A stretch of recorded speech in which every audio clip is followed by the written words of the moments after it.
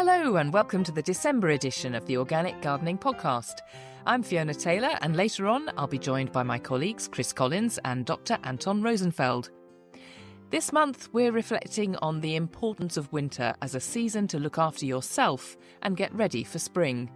We'll be hearing from chef, cookery writer and keen gardener Rachel DeThample offering her perspectives on how to stay healthy at this time of the year. We answer your questions on how to succeed with brassicas and whether or not you can grow seeds that have accidentally got put in the freezer.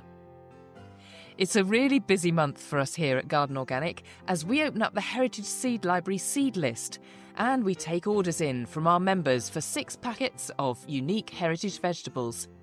If you'd like a brilliant present idea for friends or family this Christmas, then do consider a gift membership. You can find out more by going to gardenorganic.org.uk and clicking on the yellow Join button in the top right corner.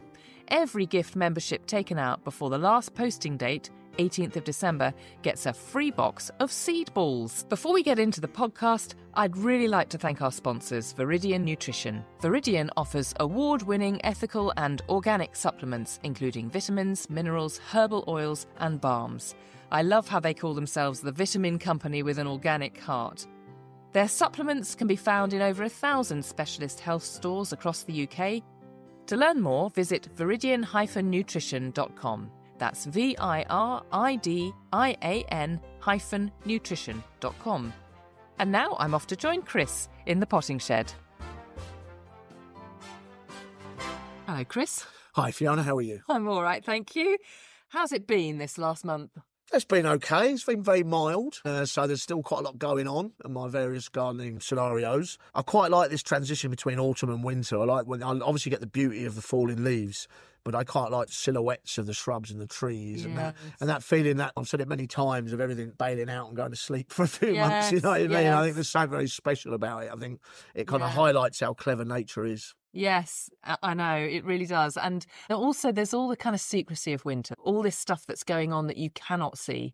Yeah. That's going on underneath the ground or underneath the leaves or underneath the water in the pond. Are you still harvesting? I have. I'm still taking rocket. I'm still taking mustard. I've got some sweet corn, which has never matured.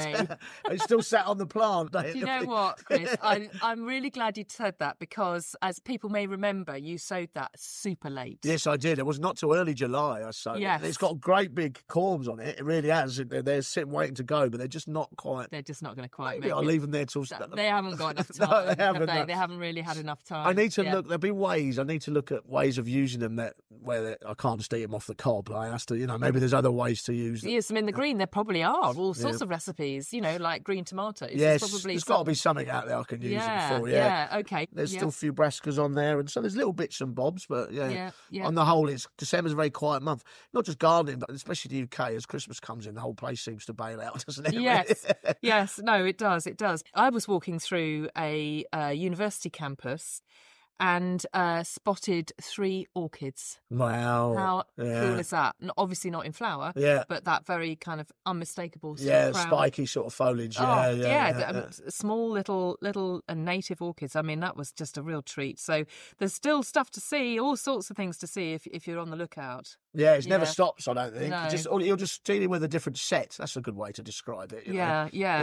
I interviewed Rachel DeThample for the podcast this month, and she's just written a marvellous book called Winter Wellness, and it's just absolutely stuffed full of brilliant recipes to help you feel a bit better through the winter months. Yeah. And loads of really good information. And the thing that I really loved is she's got a recipe for dandelion latte, right? And you think, oh yeah, go on, don't be ridiculous. But I happen to have some dried dandelion, and you can buy dandelion powder, can't you, in health food shops and things like that. And my goodness, it's a lovely drink. It's a really nice drink. And you just think, oh, this has got to be doing me some good. She puts forward a whole bunch of recipes to help generally kind of chasing away the winter blues and that sort of stuff. So, focus on keeping you physically fit.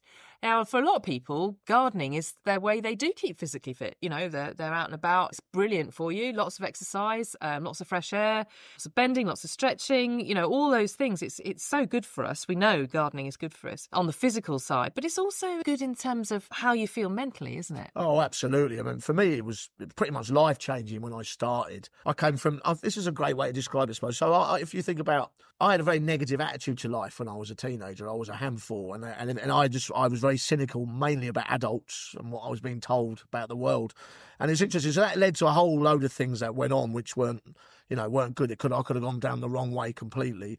And I remember going for an interview with Brighton Parks, and I said to them, I don't care what I do as long as I'm outdoors. I kind of knew I was always that kid, I wanted to look out, go and climb a tree. I didn't want to be stuck in a classroom.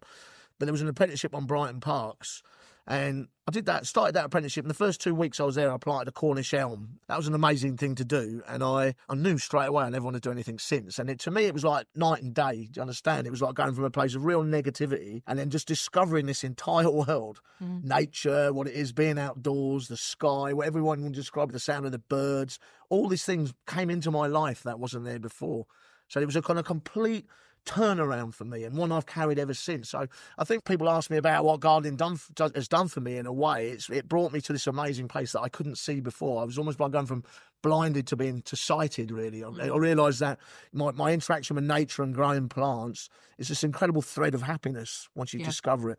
It's almost, if you walk down the road, to me, I almost feel like I have a sixth sense sometimes, because I know what the trees are, and I know, so I'm looking all the time, my head is up, whereas when I was 15, 16, my head was down and I was angry all the time. So that that change. And I think if you say, well, gardening is good for your mental health, that's quite an extreme example, but it's a brilliant example of what it does to your soul, how it imbibes into your soul and how it makes you feel about being alive. That's a really good way to describe it. Yeah.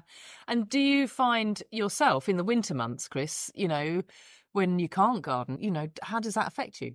Well, it's interesting you say that. I wouldn't say this is about seasonality, but I will say when we had COVID and we were inside, my allotment, in a way, it reminded me of what I've just described to you, because it was really hard being inside. And, I wasn't working. I was worried about my business, all this sort of stuff. But I go to the allotment. I couldn't even go fishing. They said you couldn't even go fishing. Yes, that's right. So my allotment, as long as you stayed on your plot, you could go down it. And I just really remembered, that transition of like feeling really like worried and stressed or negative to actually going a few hours on the allotment. I'd skip back to my flat, literally skip back to my flat. And that I rediscovered that whole thing about I talk a lot for my living now, but being on the tools again, actually physically gardening, that whole sensation. And I'd go down there in one state of mind, and I did this last weekend. I got up on a Sunday, I went down, I felt so, Sunday morning, great. But I came home really in a decent mood. Yeah. And I think that applies to all people. If you find that, they're saying doctors are going to start subscribing gardening now, because it just has that impact on your mind, because you just learn to relax, you shut out the world's problems, and it recharges you. It's like a battery being pumped up again, if you like. I think it also gives you a sense of purpose and a sense of agency. It's okay, I've sown those seeds, now they've come up, now I need to do something else, I've got responsibility. There's something very nurturing about gardening and your connection to that. I think that's really important. I do think winter can be a really hard time for a lot of people, the lack of sunlight we talked about, but also it's really important to find ways to keep connected to nature. You're really good. You've always talked about the shapes of trees against the kind of dusk skyline in the winter. I find that doing some growing inside really helps me. I love to have a few pots of bulbs in the house. I'm not big on hyacinths, particularly because I find the scent a bit overpowering indoors, but I love watching a bulb come through and burst into life in very short order, because you can have that very quickly. In about 3 weeks you can have a tray of crocuses in your living room, can't you? It's absolutely brilliant. So there are ways that you can kind of like short circuit it so that you can still you can still garden, that's for sure. You can still stuff going on. Also, the connection to wildlife. Put up, a bird feeder and a bit of water, and the little birds will come along. They're a massive part of my balcony to do that. So there's always still connection. And I think we have a little bit of a problem in this country because it gets so grey and dull, and that's what brings people down. But I think it's focusing on the wrong place, maybe. And I think gardening brings you back around. I think also when you look out in the winter months, you can see those plants that have maybe recovered as well. I had a really nasty frost problem. I think it was last winter, may even be the winter before, where I almost lost a bay tree that I had planted into the ground. It's a lovely standard, and I got three of them, and the other two were fine. And this one just looked, so dismal and sad. And then through the year, I noticed that it sent up a shoot from the base. So I then tied the shoot to the trunk, and the top of that shoot then formed the other half of the, as it were, the kind of lollipop on the top of the bay tree. And this winter, I'm looking at that, and it's made a complete recovery. Yeah. And there's a metaphor there, isn't there? For all of us, things aren't always an overnight fix.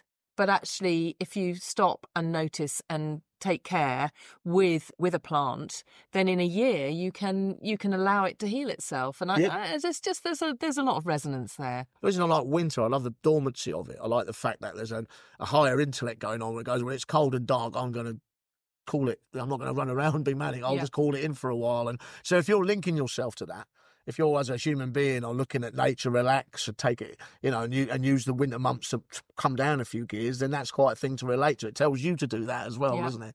I think that whole stepping out, if you see a bay tree recover, then you get that feeling of longevity of recovery and all that sort of stuff. And just that again, looking at that wider picture, looking at nature, rather than we can easily get wrapped up in our own little worlds a bit too much, and nature steps you out of that. Gardening steps you out of that. So instead of thinking of winter as the time you're going to get coughs and colds and you're going to be unwell, and think of winter as your time to replenish, your time to stop. It's a brilliant way to look at it. It really is a brilliant way to look. And also you're preparing for the spring. Yeah. So you're thinking about the seeds you're going to put in. So you get this massive anticipation of your gardening that lies in front of you. And also, really, my favourite time to go for a walk is the winter. I don't know why. It's because it's cooler and the trees are bare weather. I just love it. I find it clears my mind a lot in the winter. In the summer, I'm too busy jetting around looking at stuff. Yes. It tends to be a bit more of a platform, a stage in the winter. I think that's a good way of looking at it. Yeah, I've got a winter jasmine outside my back door. I think you've got one. I've got one as well. Yeah. It's like these little sort of starry bursts, and you think, blimey, there's this extraordinary plant. I always think of jasmines as quite exotic. They like to be basking in the sunshine, and there's this plucky little jasmine that every year never fails, comes out beautiful. There's some those little specks of sunshine. Yes, exactly. Also, you've got things like viburnum, bonitensi, which has pink flowers. Yes. Beautiful scent. Gorgeous scent. So you can be walking along a road and you think it's all dormant and looking like it's sleeping, and this thing will go, well, we'll get into this. So there is always stuff to see. Sarcococcus, daphnes, there's always stuff to see, definitely. Yeah. It's also real joy to go and visit other gardens and see how they're getting on, whether it's a park, whether it's a botanical garden, whether it's maybe a National Trust property or something like that. Do you do much garden visiting? I do a lot. It's I'm a member of Kew, which is great. So you pay, I think it's £70, whatever it is. Go as many times as you like. Yeah. And there's two sides of that, because you can go and have a look around. But then if you don't, if you don't like the cold, you've got the tropical houses, the palm house and the tropical house. You can go in. They've got the Victoria Amazonicas there at the moment, the big lily pads. They're amazing things. Orchids are out flowering in those places as well. There's two things. One, you'll feel better for it, but two, we need to support these places as well. The Botanic Garden is a library, but instead of books, they're living plants. And also, you get ideas from going to visit. You look at stuff and you go, oh, that's quite nice, that's quite nice. You learn your plants in the Botanic Garden. You discover, you could go to Kew 1,000 times and you'd still see something new each time you went there. And winter's the perfect time to do it, because in summer, as a professional gardener, I tend to be too busy, so it's just quite a nice time for me to go out and look at the plants. Yeah, I had to give a shout out to Birmingham Botanical Gardens, because they have restored the lily pond inside their first tropical house, which has now got those massive Amazonian lily pads. Victoria Amazon, they're amazing things. Just incredible. Yeah. And also, I visited Sheffield Botanic Gardens a couple of weeks ago. Really fantastic, because that one's completely open to the public. You just can walk in. The glass house is a lovely place to be, but also got a cracking cafe. And what I noticed was I went for brunch. It was absolutely lovely, and on top I had a sprinkling of microgreens, and they were parsley microgreens. So then that kind of inspired me. All right, I'm going to go back at home and I'm going to grow some. You need yourself a windowsill allotment. One of them little windowsill allotments. Exactly. It's good. Yeah, it's really... Parsley's a really good one. I hadn't even thought of it. Yeah, well, I use chard as microgreen. I use radish seeds as microgreen. There's quite a lot going on. People don't realise these seedlings are quite tasty, and very easy to do. And do you grow them, Chris, in compost or on paper towels, or what? How do you do? Well, I do them in compost. You do yeah, it in like so really, really thick. Yeah. Yeah, so you get like almost like, you get your sort of cartons of cress. I like them like that, nice and thick. Yes. And so I sow them quite thick as well. But they're very, very easy to do. There's a great thing to do if you've got kids, because they see it all come to life so quickly. Yeah. And, although that was what was worrying me about parsley, because parsley is, my experience is a long germination period. Yeah. But I suppose you might get slow germination because the light levels are low in the winter, the days are shorter, and so it might be other things you might want to go. I have got some lamps. Maybe I could use my lamps. I hadn't even thought of that. Yeah, I've got some lamps. I use them on my house plants. So that's not a bad idea. Yeah, I might give those a go on the microgreens. What a good idea. No, brilliant. The other great encouragement I get in the winter is from my houseplants. I was staying with some friends recently and came down on Sunday morning and took one look at a couple of spider plants in their kitchen that really needed a bit of love and attention.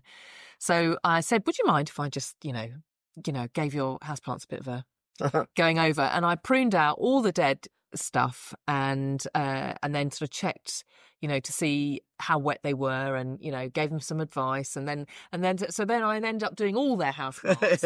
But it was really therapeutic. I loved it. And when I left, all these plants just so happy and just beautiful, those house plants that we've got. And it's a really great idea to sort of crowd them, isn't it, to kind of group them. So you've got you've got 5 or 10 together or whatever.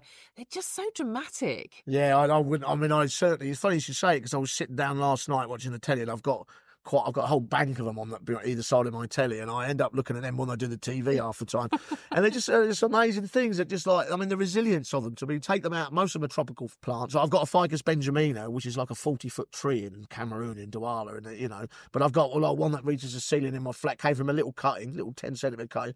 It's big, and it's sitting there looking so healthy and happy in my front room. Yeah. I feel quite privileged that that it's decided to be happy there, and I just think that if you're not gardening outside, or you haven't got the room to garden outside, or maybe you haven't got the space to garden indoors with houseplants, and like you do with everything, you buy stuff, you try it, you look after it. Sometimes it will go right, sometimes it will go wrong, and that's what being a gardener is all about. It is, absolutely. And I my golden rule with houseplants now is water them with rainwater. Yes, really, yeah. You could got enough of it. You could do that. Yeah. It's made a huge difference. They just seem loads better. happier. Well, I never water with water straight out the tap. I let the water sit in. I've got demijohns, then I let it sit in there, and that's how I water. Yeah. Okay. But you have to be very. The thing is, most people kill houseplants with kindness. In the winter, they tend to chuck a bit too much water on. I'm very, very sparing with water during the winter months, because like anything else, they've gone into dormancy. The days are short. You don't get a lot of growth on them. So. And you gave me a brilliant tip, which is if you check the top of the pot, make sure it feels like a tissue that's been completely wrung out. Yeah, so that dampy sort of feeling. But just not, a bit cold. But not just, wet. Yeah. Well, they won't like to sit wet in the winter. The more sensitive ones like pileas and peperomias, you'll knock them out quite quickly if you water too much. And I don't want to be negative, but what about scarifly and those little fruit flies? I've got them, and they don't. They don't bother you. I've got this. Dracena, which is a type of tropical sort of spiky plant, and I've got scarifly in that, but I look at it really close and I imagine it's a jungle. Yes. And I'm like, it's like micro-sized, and I'm looking down at it as a giant. So there's always some form of entertainment to get out of it. So I'm not really bothered. Scarifly might eat a bit of root, but they don't tend to kill things off for me. So. And you haven't got infestations of them landing in your coffee or anything like that? No, it's not that bad. No. But yeah, that's just a good point, because using decent peat-free compost, or using it, and making sure that the soil is very well aerated. Yeah. So I tend to mix up crushed bark into my compost mix, a little bit of silver sand, so it's draining quickly. Will put them off as well. Yeah, they like it when it's soggy. That's what they do. Okay. So mix up your planting medium. I didn't know that, actually. That is really good. Well, we used to do it at Botanic Gardens. We used to do it in the tropical house. I was in tropical collections. I've looked after other years, and we do it by wheelbarrows. Yeah. 4 parts sort of compost, 2 parts bark, 1 part. So you'd actually do huge ranges of it, and just making sure it's aerated. You've got to remember that most tropical plants don't sit in soil. They're epiphytic, or they grow in very loose debris, so they don't want their roots in anything heavy, basically. Yeah. It doesn't account for all of them, but that's a good little pointer.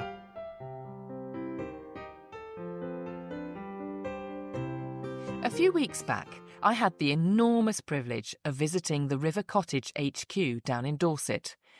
The brainchild of Hugh Fearnley-Whittingstall, the River Cottage team majors on teaching people how to cook good, healthy food, with a huge emphasis on organic meat, fruit and vegetables.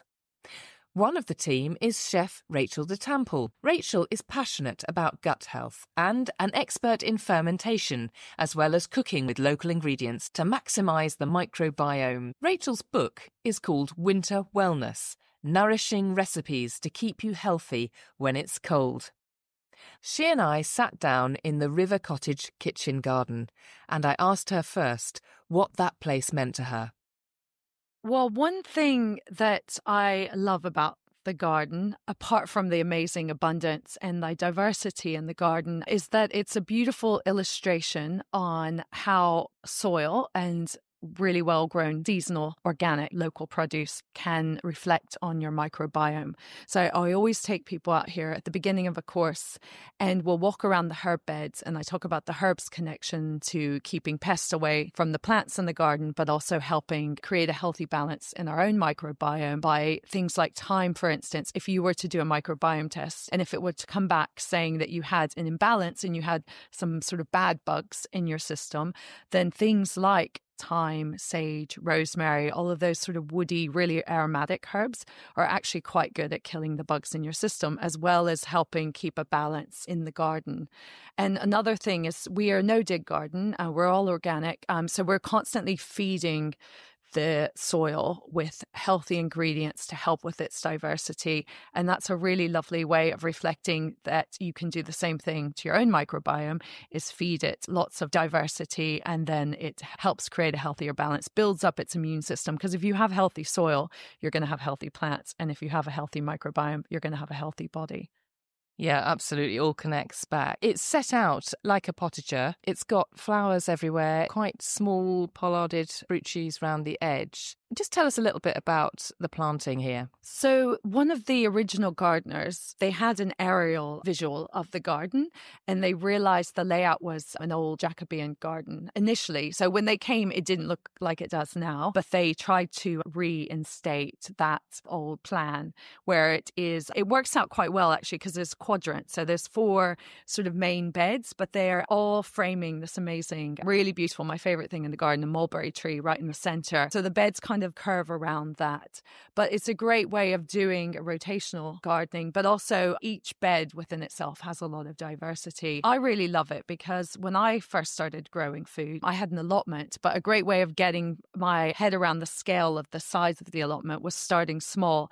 And I did what was called square foot gardening. And that was a really lovely way of not only just planting small amounts in a concentrated space, but also building that diversity, because I would have one block with my carrots and then I would have the onions next to it as a companion plant. But it also meant I had lots of food to harvest, so I didn't get inundated with big gluts of, one thing that I couldn't, get through. Obviously, when I teach fermentation, I give people ideas on how to deal with their gluts. But it's nice with this garden because you have these waves of different things coming through and there's always a lot of diversity. So you can build a meal quite easily because there's a little bit of everything really, rather than one big swathe of one thing. So we don't have a monoculture here, which is the main sort of key benefit, I think, to this style. Yeah, so as much as possible. And actually, what's also noticeable is that although there is space between the plants, it's not that kind of regimented space. It seems to me that actually the plants are allowed to roam a bit. They are, yes. And we're sitting right in front of quite a roaming patch of nasturtiums, but it's quite nice because there is a wildness to it. And one of my favourite gardening programmes when I first started growing myself was Alice Fowler's called The Edible Garden.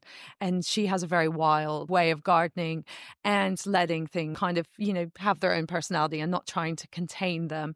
And that does create a lot of diversity as well. I mean, and all the flowers we have and letting things sprawl a bit, we do have an abundance of wildlife. I mean, we saw a deer hopping past. We have rabbits on the farm. We have lots of different bees. So I'm always loving bee spotting in the garden to see which bees go for which flowers. You get some flowers that attract quite a few different species of bees as well. So I think having that diversity and also a little bit of wildness does create for a healthier space. And it is all gardened as an organic space. Just tell us a little bit about kind of why that is and whether it always was the case?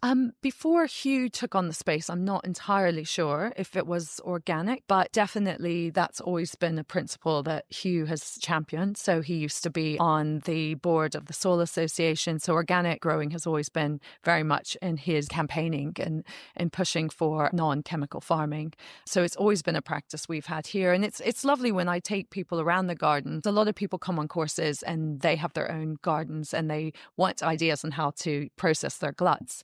And they're always amazed at how few pests we seem to have. Cabbages don't tend to get decimated by black fly or any other pests, even the birds. And I think the birds aren't attacking our crops, and even the berries, actually. It was quite fun. I had a group of like 20 students picking all the black currants and raspberries at the end of the season, and we had a huge abundance. And I think the reason the birds aren't getting them is because we have lots of hedgerows as well. And we do hedgerow foraging courses. So we're picking from the hedgerow as well, but we always leave enough for the wildlife. And I think that's one of the problems with gardens. People are getting attacked by birds and other insects is because there's not enough food for them elsewhere. So they're providing a habitat, which is a good thing, but obviously you want to benefit from some of that growing as well. And I think that's what you have to have, that diversity to create that balance so you can have enough food for everyone. Yeah, that's so true, isn't it? I know that you are a keen gardener and a keen grower. And I just wonder if you could just talk a little bit about that. There's so much to say. My grandparents, my granddad in particular, was an amazing gardener, and my mother as well. So I think it's in my DNA. But I think growing your own gives you a deeper appreciation for the food you eat. You can take for granted that process. So when I used to get cabbages in my veg box, and it used to be like, oh no, not another cabbage. And then I started growing my own, and then I realized, oh my God, it takes as long to grow a cabbage as it takes to produce a human being. Yes. It's usually a good 9 months, and you then see cabbages in a whole new light. And now I know how to ferment them, which makes me even more excited to get them. But I think gardening too can be used as a grieving way as well. And I have used it like in times of grieving. First thing I did when my mother died, I didn't know what to do because I was, I just felt lost. And my mother used to always grow rosemary. And so I went to the garden centre and bought a pot of rosemary, and I've kept that. That's the thing I'm going to make sure it always stays growing. But I think it gives you this connection to nature and to being human, but then also to other people. And I have plants in my house too that are cuttings from people. And so I think it's a really lovely way of connecting with other people, but just connecting with nature and being alive in a much deeper way. I mean, it's profound when you think about it. I mean, out here, we're right in the heart of the countryside. The hedgerows are lovely and mixed, and abundance is everywhere. It feels very verdant where we are. But I think that point you make about diversity, from the square foot gardening to trying as many different things as possible in that system, right through to just cramming as much as you can into a vegetable plot, actually is great for wildlife as well as for humans. Absolutely. And I'm not entirely sure if this is correct, but I know for sure that Devon is one of the counties that has the most retained hedgerow. And you do see a bigger proliferation of wildlife as a result. So it does provide an incredible, really valuable, vital, if not habitat for wildlife. And you talked about foraging and showing people what they can make from stuff that they've managed to forage in hedgerows. First of all, we should say, presumably there's a bit of a code around foraging to make sure that you're not taking too much. Is that right? There is. And a lot of people will say, a lot of books and foragers will, when they take you out, will say, don't pick more than a third. So leave, 2/3 for wildlife and for other foragers as well. I always bring that down to even a quarter. So there's usually quite enough to have. And also it's nice to have a diversity of different things too. So when I'm picking, I'm always mindful of John Wright and our sort of wild team here that are teaching the foraging classes, because I include a bit of foraging in my classes, but I'm aware that, that's their main focus on their courses. So I'm mindful of that when I'm picking here. But it's nice because it means I will spend a bit more time picking further and trying other things as well. So I'll pick a bit of sloes and some rose hips and some hawthorn berries. And I'm learning how to use a broader variety of different things from the hedgerow as well, and always trying to find new things and new ways to use those as well. And any particular things that you put into your fermentation recipes? One of my favourite things that I learned fairly recently was I've been using hawthorn berries more. In the past couple of years, actually, we've had beautiful harvest of them, both the blossom and the berries. I met a herbalist. She came on one of my courses and she was making a tincture that was a mixture of the berries and the blossom together. So it's kind of taking those two seasonalities, and it actually is really good for circulation and heart health. But one of my favorite ferments is something called a beetroot kvass, and often it's used as a base for borscht. So it's a fermented beetroot, but I've been adding hawthorn berries to it, and both are really good for the circulation, for heart health. And so they're quite complementary in the nutritional respect, but also flavor-wise and color-wise, they really sort of reflect and work in harmony as well. Yes, brilliant. I can sort of imagine that. You get your hawthorn berries from the hedgerow and then out to the vegetable patch to get your beetroot. I mean, it's just fantastic. We're just going to walk up the central path past the mulberry tree, but I'd love you to first of all just describe what we're walking underneath. Well, I always call this the wedding arch, and I'm just looking at all the leaves. So we do have a florist who comes, and all of the weddings and all the events, all the dinners we do, we always have flowers and herbs, quite often edible things as well on the table, but they're all grown here. But we have this really beautiful sort of wooden arch that is framed by roses, and then on it we have some rose hips and berries and some ferns and a whole mixture of different flowers sort of framing it. So we've had a few weddings, so it's looking very festive and celebratory at the moment. But growing up the arches, we have lots of nasturtiums. One thing I'm quite keen to do, and because we have such an abundance, is I've been told, and I haven't tried it, but you can dig the roots of the nasturtiums up, and it's like wasabi.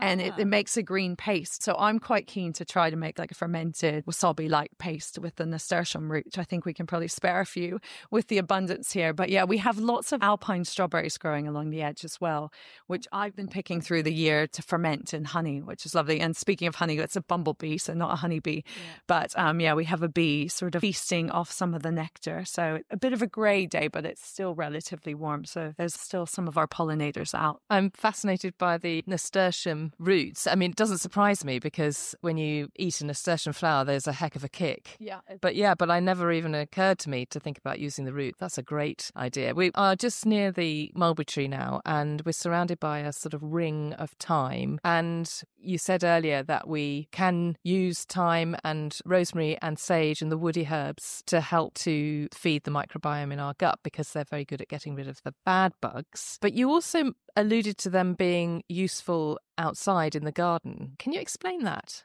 Well, they do. They are all those sort of really aromatic, and same with nasturtiums. Nasturtiums are a great companion for tomatoes, but having those herbs help increase the pollinators, but also they do help get rid of bad bugs. So they'll help sort of ward off black fly and other sort of pests that will come and nibble on your crops. Just having that diversity and those strong scents can sort of ward off things that you don't want nibbling on your crops. So, but bees love thyme in particular. It's quite interesting because if you look at treatments for varroa mite, which is one of the kind of key threats to bee populations, a lot of the treatments have a thyme extract in them.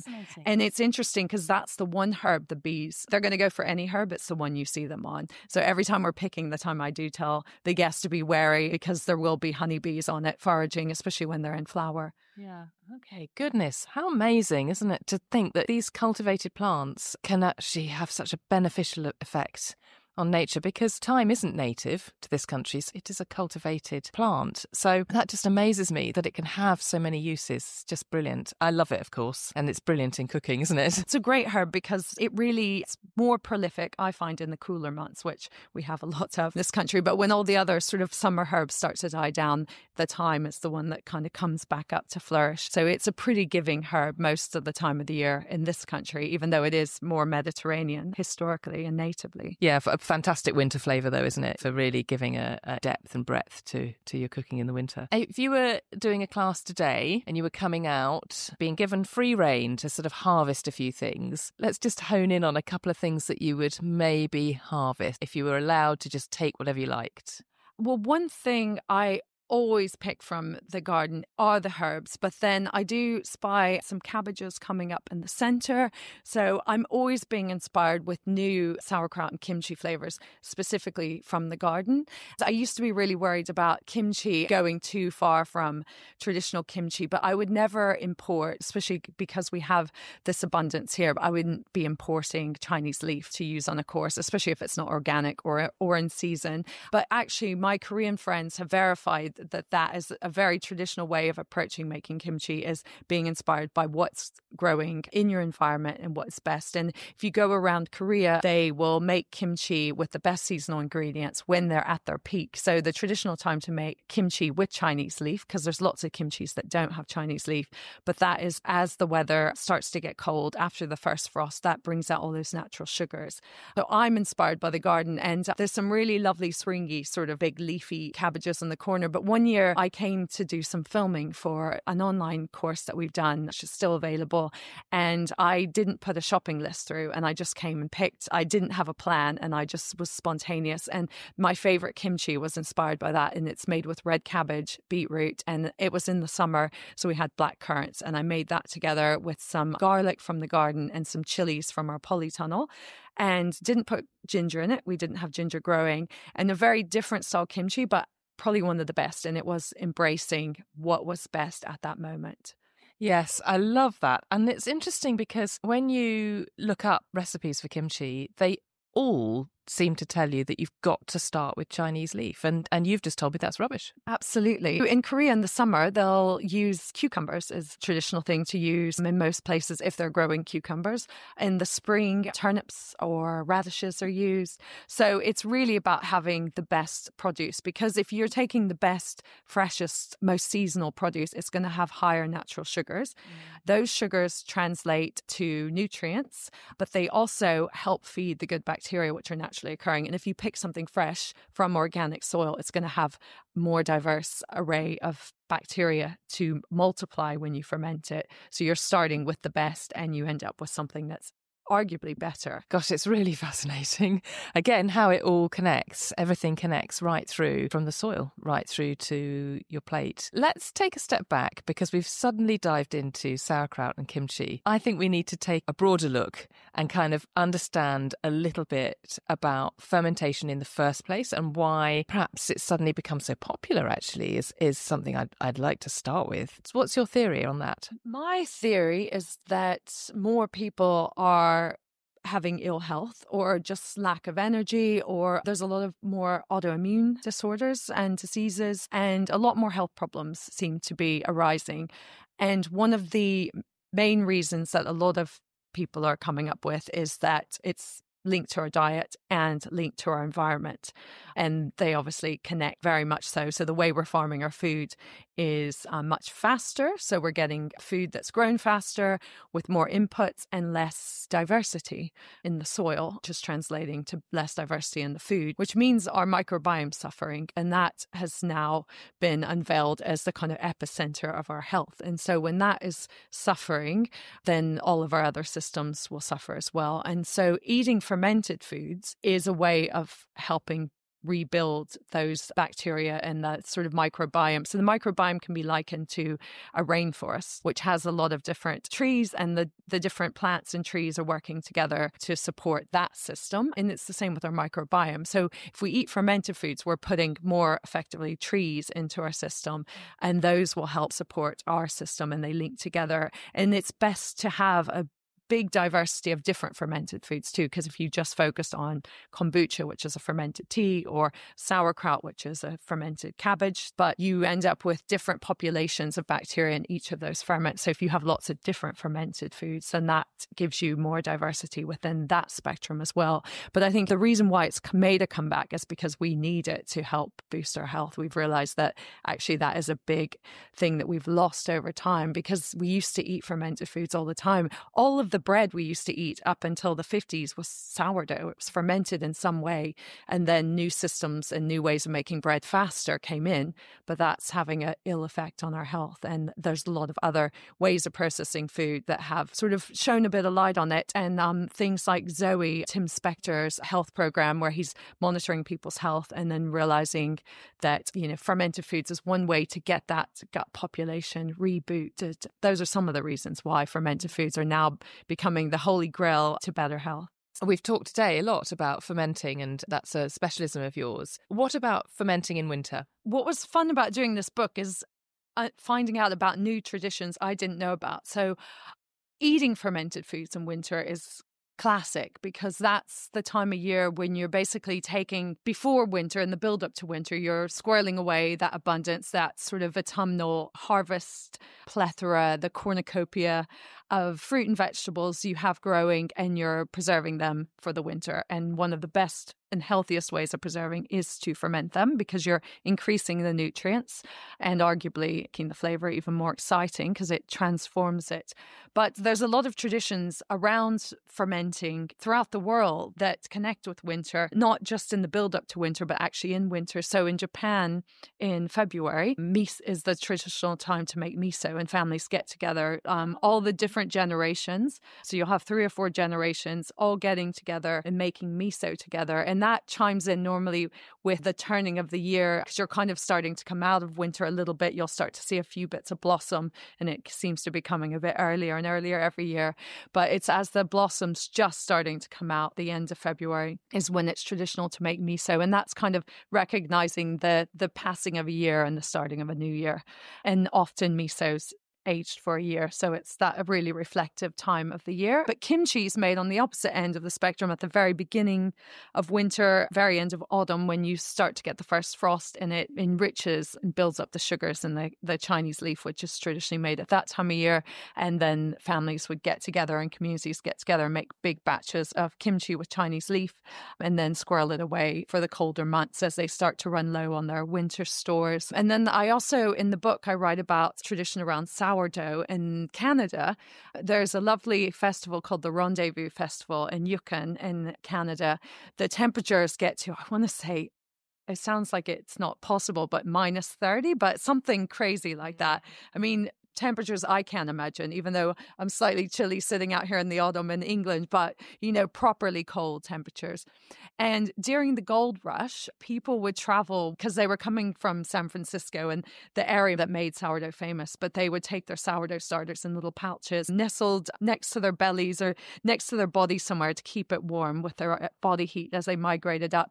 And there are stories of people still having the sourdough starters from that period of time. Been handed down and down. And so they have a phrase in Yukon, if you've survived your first winter in those crazy temperatures, that you're called a sourdough. And it's about staying alive in the cold. And they do a festival to basically boost the spirits and morale towards the end of the winter in February. And they have sourdough like pancake competitions. So there's a lot of really fun winter traditions that link up to fermenting foods. But also because you get that lift of nutrients, in particular vitamin C, which is really good for your immune system, it's kind of the obvious time to really celebrate fermented foods too, when your body needs that extra boost and your immune system needs that extra help. How fascinating. You must have heard all sorts of stories when you were researching the book. I do think in winter in this country, we always think about coughs and colds. Have you got any remedies for us in this book? Ooh, one of my favorites is a fermented one. And, well, the kimchi, for instance, is a brilliant one because you're getting the chili, ginger, garlic,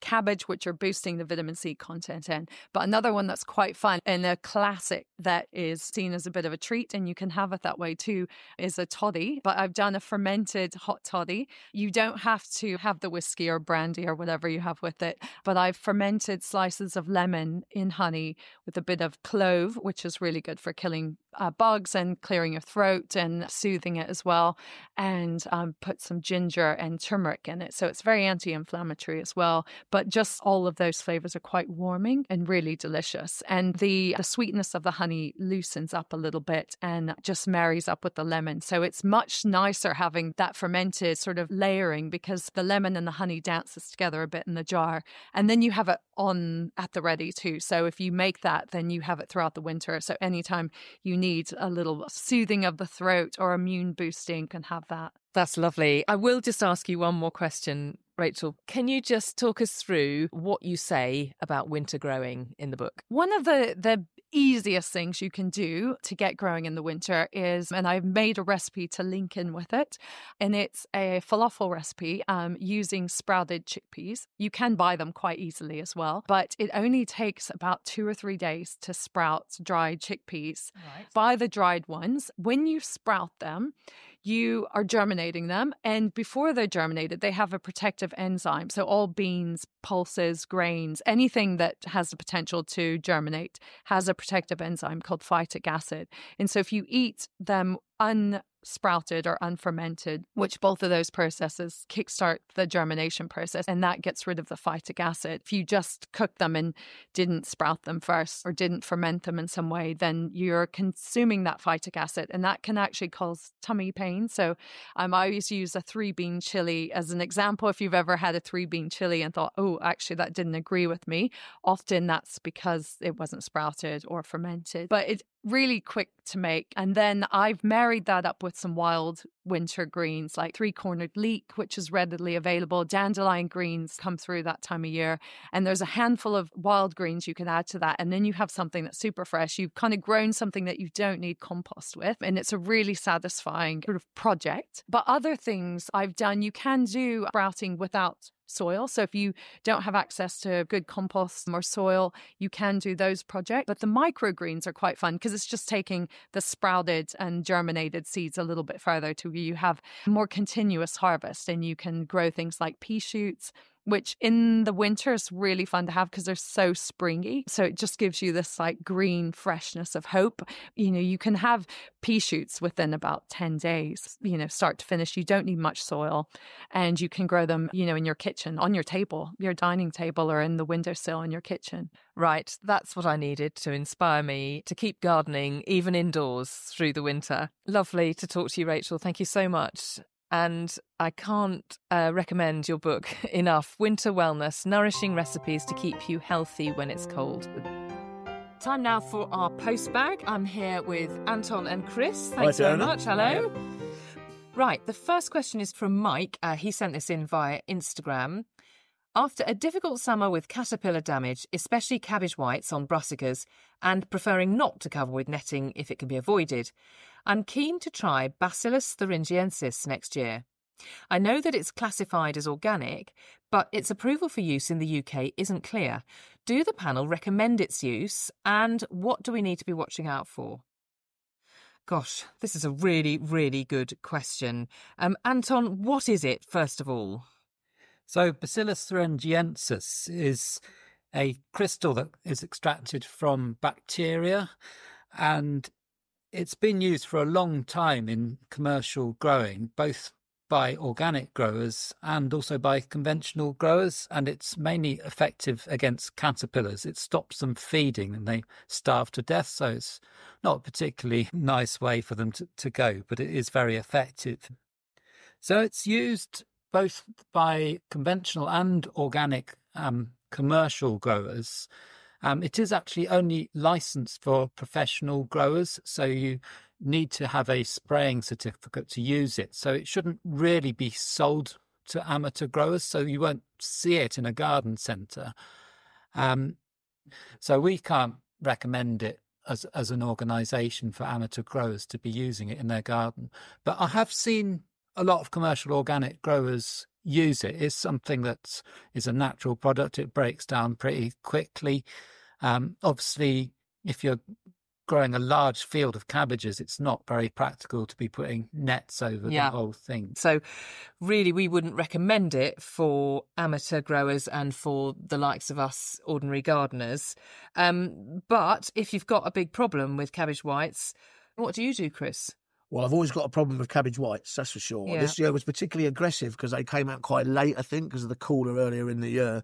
But on a smaller scale, to me, the only thing I could do is net, which is a bit of a shame, really, because I don't think nets look very attractive. No. And I like my allotment to be aesthetic as well as productive. But I don't really have an alternative. Also, with nets as well, as they're a pain because you have to roll. I've got a lot of weeds on my allotment. It means I have to roll the net back, get into the structure, weed it out, put the net back. And for an old man like me, Fiona, it moves things that should be moving too freely. It's too much, isn't it? It's too much. Other alternatives, Anton? Really, the best thing you can be doing is to be building up your population of natural predators. Yeah. I just wanted to reference, I went to his fantastic farm a few weeks ago, Ian Tolhurst's farm. He's been organic since about 1980s, and he manages to grow without using any pest controls, and he doesn't put any nets on his brassicas. And I looked at them and they were just absolutely immaculate. I mean, there was a few nibbled on the outsides, but really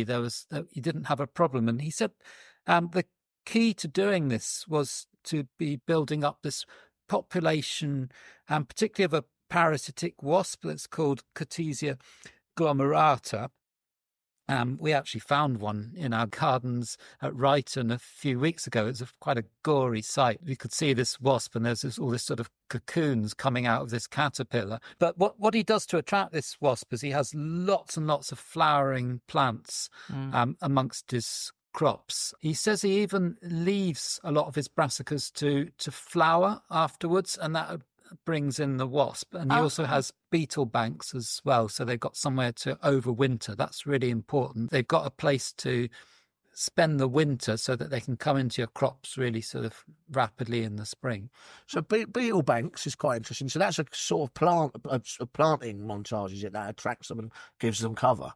So a beetle bank particularly has a lot of sort of tufty grasses in it, like sort of cocksfoot and fescues and things, and it really just provides shelter. Whereas you have all the sort of flowers so that you're providing pollen and nectar for the wasp to feed on during the summer. So you've got two sort of things. Two habitats for them. So pollen to attract them in the summer, and then they can hibernate, go to ground, in fescues, etc. for them. So you grow them along the sides of his brassicas. Yeah, he has them spaced out in strips, and the hedgerows as well. He said was very important. Right. Yeah, I think the thing in a domestic garden is just not to be quite so tidy. I mean, I've noticed when I've been sort of clearing undergrowth and stuff, there's just so many ladybirds and stuff amongst that, and if you just chop that all down, you lose all of that. So that's why the pollinator corridor I've got. So I never take that down until late March, really, because it's got all this sort of wheat, sort of strawy type growth that's full of life, isn't it? Yeah. And it's like, you're just taking out that ecology if you're taking it down. Yeah. So it's having that space really for them to shelter over the winter is really vital. Gosh, so lots of information there. So, Mike, we do recommend that you, first of all, you can net. Of course, if you don't want to net, then we really recommend a diversity of planting to try and bring in those natural predators. So good luck. Let us know how you get on. Okay, moving on now to purple sprouting broccoli. So this is a question from Robert and Leslie. Purple sprouting broccoli grows well on well-composted soil in a net cage on our allotment because there's too many crows around for comfort. They have splendid leaves and they grow to about 4 or 5 feet high. However, they have failed to produce any purple sprouts for 2 years running. Now, last year we grew them from seeds via an unheated propagator. This year we bought good seedlings from a reputable garden centre. We had excellent growth, but so far no signs of purple sprouts. Okay, so, well, first of all, Chris, I know you love your brassicas. How are you getting on in recent years with brassicas on your allotments? I do love brassicas, I really do, but so does everything else, which is always a bit of an issue. But yeah, I've been all right with purple sprouting broccoli. Obviously, it's a late winter crop. That's when I would usually start to harvest it. I'm a big fan of cauliflowers as well. I tend to grow them sort of together. I have had problems with bolting, which is basically what's happening in London, where we don't get any frost or really any extended cold periods, is I think stuff's coming into flower earlier. Whether that might be affecting your purple broccoli, I don't know. So it's kind of, maybe if you're not getting that cold snap, because I think brassicas not only grow better, they taste much better after a cold snap. So that might be influencing why the plant's not behaving the way you want it to behave. Okay, so is it down to the mild winters? What do you think, Anton? Yeah, I think it's almost certainly down to this. I mean, I've been talking to a grower who works next door to us on 5-acre farm.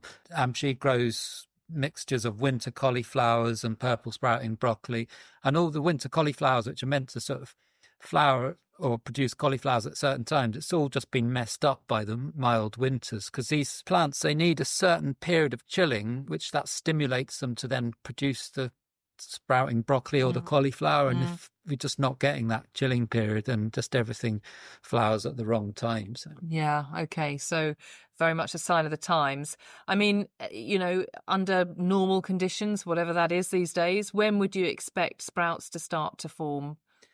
So it depends on the variety. There's ones which flower at different times, but traditionally the sort of more common varieties tend to be quite late, sort of February, even into March, April, even beginning of May sometimes. There are some varieties which flower quite a lot earlier, even before Christmas. I mean, if we're finding that some of our favourite crops are starting to fail and not producing the florets at the right time and the flowers at the right time, what can we grow instead? Go for things which you can still be harvesting stuff to eat off them regularly. So there's something that's called cottager's kale, which is quite nice because you can harvest the leaves, but it also produces a sort of sprout at the end of it as well. So you're getting the best of both worlds. Because I know you can eat the leaves of purple sprouting broccoli, but they're a bit they're a bit pithy, aren't they? Yeah. And you like your kale, you can just graze that, can't you, over time? Once it gets into a reasonable size, you can just go and take your leaves off it. I treat it like spinach, steam it with a bit of butter, and they're there, isn't it? Yeah, delicious. I mean, of course, we should also say that if your own crops have failed, then do go and find your local organic veg box scheme and go and buy some lovely, fresh, professionally grown purple sprouting broccoli from them. That's certainly what I do. It is a difficult crop, and you've got to yearn over it for a long time, haven't you? But maybe there'll be a cold snap, and that will stimulate Robert and Leslie's broccoli into producing some florets in the spring for them. So, question now from David. Some bean seeds from the Heritage Seed Library, 2 varieties here, Cherokee Trail of Tears and Bird's Egg, were set aside to dry and store for growing, but then accidentally got put in our freezer for a few days. I have since thawed a few of them out. Will they still be viable to grow next season? It's a really good question, actually. I don't know. And therefore, I'm going to ask Anton. What do you think? So this is something that our Heritage Seed Library sometimes do anyway, if we get an infestation of weevils. But we do need to make sure that we dry the seeds out properly first. So we put them into the freezer for I think it's only about 24 hours, but it's just really important that the seeds are dry, because if there's any sort of water crystals in there, then they expand and that tends to sort of rupture the tissue. So it really depends on how dry the seeds were. If they'd been dried out really well, then they should be absolutely fine. But if they hadn't been dried out thoroughly, then perhaps not so good. So even defrosting and drying, that's not going to work either, is it really? No, if they were damp at all when they went into the freezer, then they've probably had it. Okay. Chris, would you still give it a go? What do you reckon? Definitely to keep them dry if you're going to put them anywhere where they obviously get cell expansion in the soil, reckon them. But I would just do a little viability test. If you're not sure, if you're not, I tend to do this quite a lot with stuff I collect out and about just to see if they're going to work. So just get yourself clean out an old margarine tub if you like, make sure it's nice and clean, lay some paper towels in, pop some seeds in, towels over the top of that, keep it nice and moist and see if you get germination. If they go, then you can do it on a bigger scale, get your compost involved and your pots involved. But a little viability test is good. Most gardeners, if they're not sure, will do a viability test. Do you know what? I don't think I've ever done a viability test, and that's just kind of transformed my winter. I'm going to have a right just any seed I can get my hands on. I've got so much seed in there. Knocking about in my polytunnel down there. I'll have to start testing them at sort of the end. It's quite an exciting thing to do because you put in a few very late winter. I'll do to see if I've got viability. Then I'll know, especially my hardy annuals. I'll know then if I can go on and sow on a bigger scale. So it's good. It's a good idea. Good I don't know. In our Heritage Seed Library, of course, our professional colleagues. They have a nice system where they will concertina up a piece of paper towel, and then they will sort of slot the seeds in to the gaps, and then cover it over again. So it's really important that it's dark, isn't it? Yes. It's dark and damp. What sort of temperature are we talking about for a viability test? It's usually about sort of 25 to 30 degrees. The only thing I would say as well is if you're doing it in your household, you do need to remember to check them every day. Don't let the paper towels dry out quite quickly. Or you end up, or you come back to them and you find the roots are about sort of 15 feet long. They're not going to grow. You'll be climbing it looking for golden eggs before you know it, mate. Well, really, really interesting stuff there. Lots of good things to try. And, and once again, I think the advice overall is, put nature first, isn't it, across all these things. Some really, really good questions. Thank you so much for sending them in. Please keep doing so. We'd love to hear from you. Until then, we'll see you in the new year. Cheers, happy holes, everyone. Thanks. Yeah, happy holidays. That's all we've got time for this month, and indeed this year. From all of us here at the Organic Gardening Podcast, we wish you a good winter season with plenty of health-giving food and time outdoors. Do sign up for our e-newsletter if you want to stay in touch with what we're getting up to. You can go to the homepage on our website. That's gardenorganic.org.uk. Scroll right down to the bottom and sign up. We'll be back in the new year, so all that's left for me to do is thank our sponsors, Viridian Nutrition and Kevin MacLeod, for the music.